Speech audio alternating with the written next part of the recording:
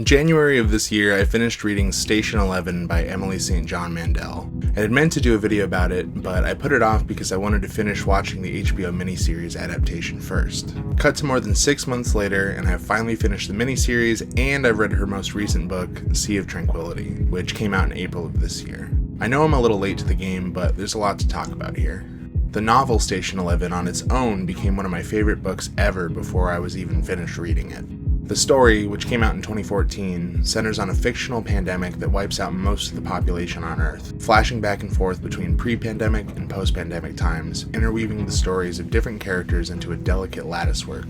The way the story is structured and how it slowly unravels paints an incredibly poignant portrait of grief, terror, and understanding that undoubtedly resonates in a completely different way than it would have pre-2020. Reading the book at the height of the Omicron surge as we moved into 2022 was an incredibly intense experience, and borderline hard to get through during certain moments. But by the end of it, I felt this profound sense of catharsis that no other piece of media had made me feel since COVID became a part of our lives.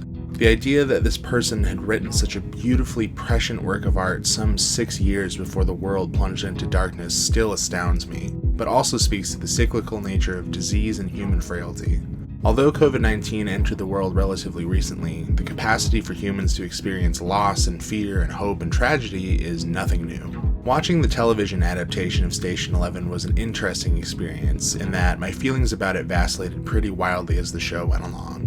I started the show before I even picked up the book, but after seeing the first episode and being so blown away with it, I decided that I should probably read the source material before I got too far into the show. After reading the book, I found myself with impossibly high expectations, and I found myself comparing the two so intensely that I couldn't really enjoy the show for what it was on its own. I ended up taking a months-long break from watching it and just came back to it recently, and I'm glad I did, because now that my memory of the book isn't so fresh, I'm able to enjoy the show on its own terms. The adaptation takes some creative liberties in the first half of the show, but in the last half of the story it starts to deviate pretty heavily from the source material. However, in somewhat of a miraculous fashion, the show manages to take the themes of the book and stretch them out into something equally as profound, and in some ways even more gut-wrenching and beautiful than the book had set forth prior.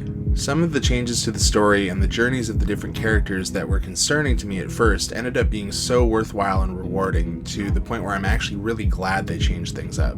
Adaptations are at their best when they enhance what's already there in the text, and this is certainly the case with Station 11. The third piece to this literary puzzle is Sea of Tranquility, which on its face isn't necessarily a follow-up to Station 11, but as the novel unfolds, it starts to present itself as something even more unique and ambitious. I don't want to give away too much of the plot, but that isn't really even the point. The part that fascinates me is that the book serves as this piece of meta-commentary on the author's own work, its adaptation, and its relationship to the world around it. The story unravels in a similar way to Cloud Atlas by David Mitchell, where disparate segments of time and unrelated characters slowly start to weave together as the novel unfolds, revealing the bigger mystery underneath. I'd really like to get into more of it, but for the sake of keeping the experience exciting, I won't reveal any more about the plot. For my money though, I haven't read or watched or listened to anything this fascinating in a long time. The idea of an author having a borderline existential crisis in book form is incredibly captivating, and St. Mandel is so deft at her craft that she manages to pull it off in as coherent a manner as anyone possibly could.